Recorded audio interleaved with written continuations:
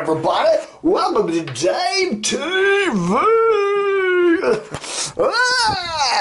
How you doing, everybody? It's time for DaveTV. Whoa, whoa, whoa. We're all over the place here. Okay, so... last week, I broke the news. Big news. The big news was Rick Carmean.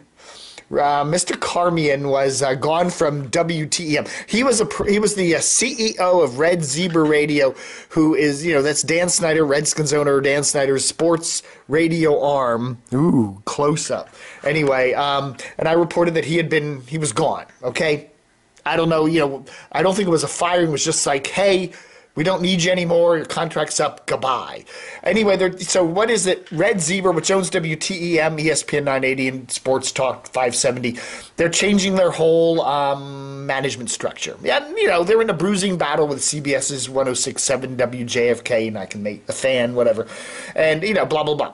The ratings aren't very good. The Redskins, even though the Redskins are doing okay, though they're still in the playoff hunt, WTEM's ratings aren't that good. They're 17th, 18th place, whatever. They need a better signal, whatever. So anyway, Mr. Carmean's gone. I reported that news, and actually I got Dan Steinberg over there at the Sports Blog at the Washington Post to actually retweet me, and so he gave me some credit. So then anyway, there's an article that appeared on the website yesterday. Here they are. Here it is. Redskins and ESPN 980 have a new and closer relationship. And by golly, there we are. Carmean's departure was first reported by DCRTV. And I'm like, wow! Very rarely does the Washington Post ever acknowledge DCRTV even exists. So then I look in the print paper today, and here's the Washington Post Sports, page D2. And here's the article. And I'm reading down here, and, here's where it should be, right in here. That line isn't in here. There's no line. It just continues. It's like somebody cut it out. So, anyway. We got credit on the website, but we didn't get credit in the print edition. So, what does that mean? I don't know. Some editor said, oh, we don't need that line. Wow. All right, folks, what's the crazy news coming down the pike here? A couple of weeks ago, the UK, United Kingdom of Great Britain and Northern Ireland, the UK Daily Mail comes out with this article. I don't know why they would, but, they're covering more and more American news. And the news is that Radio 1 here in Washington is thinking, or actually maybe really will do this. They don't want Tom Joyner anymore on WMMJ. Apparently his numbers are soft. The Radio 1 is having revenue troubles here in Washington. I hope I cleared my beard up before I came on. Anyway, done it. Anyway, they really want Tom Joyner out of the way, and they want to move Russ Parr over from WKYS over to WMMJ. And it came out with this little article, and it said that was going to happen. And then we got all these things from Radio 1 saying, no, no, no. We like Tom Joyner. We love Tom Joyner. He's under contract for another year. He's not going anywhere. This isn't happening. Okay, fine and dandy. But that's weird that somebody, would report that, and the Daily Mail is not just a little goofy little blog. It's a big news organization. Why they would report that if there was no root in fact? So then, Urban Radio Magazine reports something kind of similar. This just came out yesterday.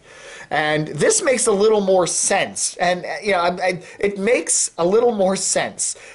The same thing where they're going to take Joyner off of WMMJ, but they're going to move him to WOL, which is a little dingwatt AM or 1450 that doesn't even show up in the ratings most weeks, okay? And then they're going to take Russ Parr and take him off of KYS and move him over to MMJ to replace Tom Joyner in the mornings. And then they're going to bring in a show from Baltimore, Lil Mo and Quicksilva. I guess they do, I think, the afternoons on WERQ 92.3 in Baltimore, and bring them over to do a morning show here in Washington. Okay? And, and then they're going to take Joyner, even though he's going to be on 1450 WOL, which is basically a little dingwatt station that doesn't even reach past the district in a lot of places. Yeah, okay, inside the Beltway signal, but it's AM, it's a talk station and gets very low ratings. But they're going to be putting them on the HD2s of some of their FM signals, the 93.9, the 104.1, the 102.3. Nobody listens to HD radio anyway, so that's totally irrelevant.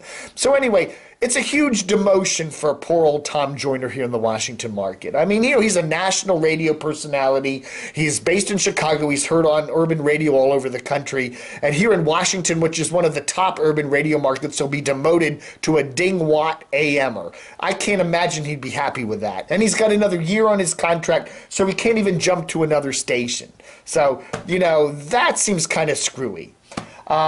Moving Russ Parr over to MMJ does make some sense because they have Donnie Simpson in the afternoons. The station is, I guess, skewing a bit older. Russ is skewing older. He's getting older. I mean, how old is Russ now? He's got to be 40-some, right? At least, right? 40? He's a good-looking 40. Or I don't know how old Russ is, but he's getting older.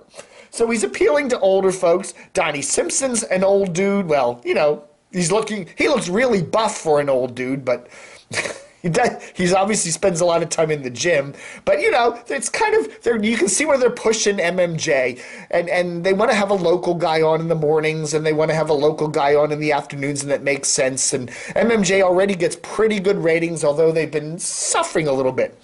So they would do that, and then to take KYS and completely shake it up there, really would make it more of a youth-oriented station that would compete more with Hot 99.5 and stuff like that. That does all make sense to me. So even though we have no confirmation on this story, there are more rumors Parr replaced Joyner on MMJ, it does make some sense. And, so that would not surprise me if that all happened, but it's kind of weird, what else is going on? Anything going on? Jim Bohannon. Remember old Jim? Jim's one of those old war horses in the Washington radio market. Jim does a show called America in the Morning, where he does kind of like a news headline show that's syndicated around the country in the mornings. Well, he'll be leaving that as of tomorrow, December 18th. And but he's still going to be doing his overnight show, the Jim Bohannon Show, which is heard locally on WFED 1500 AM. Diane Rehm is going to be guesting with my good friend Carol Joint. Carol Joint does this show called the Q&A Cafe out of a local Georgetown pub, once or twice a month. And she likes to have a lot of broadcasting people on her show, media types. And she's going to have Diane Rehm on for her February, one of her February dates. She's got Catherine Weymouth, the lady who sat there for a couple of years and just kind of twiddled her thumbs while the Washington Post floundered as publisher. She's going to have her on there in January, so. Today's show says goodbye to Willard. Willard left Channel 4. He used to do the weather on Channel 4. Before that, he was Bozo and Ronald McDonald there and Kitty Show host. And he did the Joy Boys thing with Ed Walker for many years on local radio. Anyway, he left Channel 4 35 years ago to do an NBC, and that's when Bob Ryan came down because he was the weatherman at Today's Show over there at NBC. Yeah. Anyway, so Willard came back. Willard basically said adios, retirement now from the Today Show. He had been taken off the weather duties a while back, but he still did those Smucker's 100 birthday wishes. Annie Mae Smith of Newtonville, Connecticut just turned 100 today. Nice little picture of her. He was still doing that once or twice a week. So now Willard is gone from the Today Show. But it was cool. A lot of people, they had a farewell tribute to him earlier this week, and a lot of people said farewell to Willard, including Gene Shalit. Gene Shalit, remember that old movie reviewer guy with the big crazy hair? He's still around. Anyway, some other news. Looks like Jack Diamond is maybe helping WRQX to tick up a little bit in the ratings, okay? Their ratings are now up to 15th. They jumped from 19th to 15th in a week. Now, that doesn't mean much. It could be a blip, not a blurb, a blip. Could be a blip. Things happen, but it could be the start of a trend. So we'll see if that WRQX starts trending upward in the ratings significantly and see if they can get back up into the top 10. All right. So, Glenn Harris. Good old Glenn Harris is retiring from News Channel 8. He's been hosting a sports talk show that runs in the evenings, and he's been around for a hell of a long time.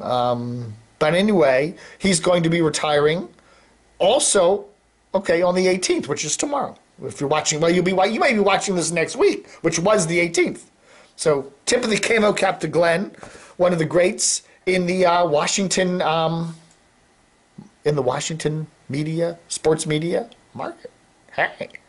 All right, folks, I think that'll do it for Dave TV for the 17th of December.